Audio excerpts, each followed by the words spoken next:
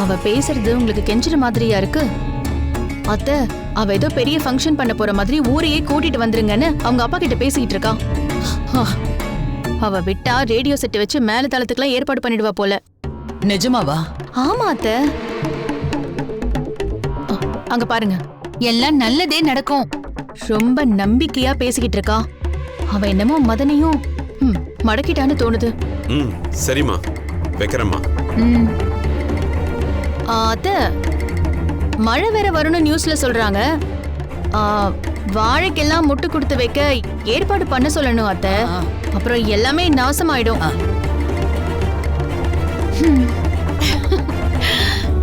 ஐயோ ஐயோ.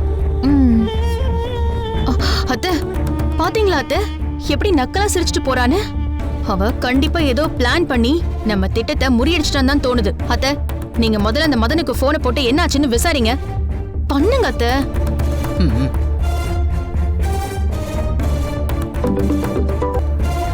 சொல்லுங்கம்மா. மதன், நீ எங்க இருக்க? வீட்டுல தான் இருக்கேன். என்னாச்சுமா? கேஸ் விஷயமா யாராவது உனக்கு போன் பண்ணாங்களா? ஏதாவது டீல் பேசினாங்களா? இல்லையம்மா. அப்படி இருந்தா நான் உங்களுக்கு தகவல் சொல்லிருக்க மாட்டேனா? மதன், அப்படியே டீல் பேசியிருந்தாலோ இல்ல மிரட்டி பணிய வச்சிருந்தாலோ நீ என்கிட்ட சொல்லு, நான் பாத்துக்கிறேன். ஆனா எனக்கு நம்பிக்கை துரோகம் மட்டும் பண்ணிடாத. என்னம்மா நீங்க இவ்வளவு பெரிய வார்த்தை சொல்றீங்க? கோடி ரூபாய் கொடுத்தாலும் உங்களுக்கு எதிரா நான் எதுவும் பண்ண மாட்டேம்மா. நீங்க என்ன சந்தேகப்படாதீங்கம்மா.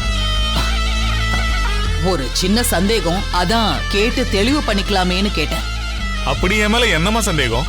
இல்ல, நாளைக்கு படையல் போடுறதுக்கு தடபுடலா ஏற்பாடு நடந்துட்டு இருக்கு. எங்களுக்கெல்லாம் அவ அழைப்பு வேற விடுறா.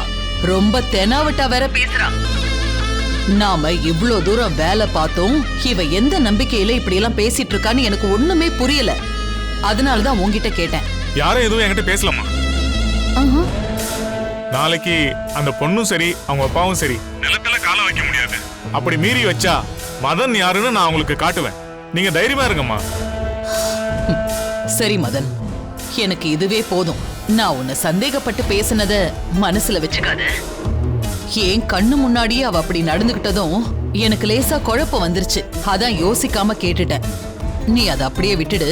புரியுதும்மா, நான் தப்பா எடுத்துக்கலம்மா. நீங்க சங்கடப்படாதீங்கம்மா. ரொம்ப சந்தோஷம். அப்ப நான் வச்சிடுறேன். சரிங்கம்மா.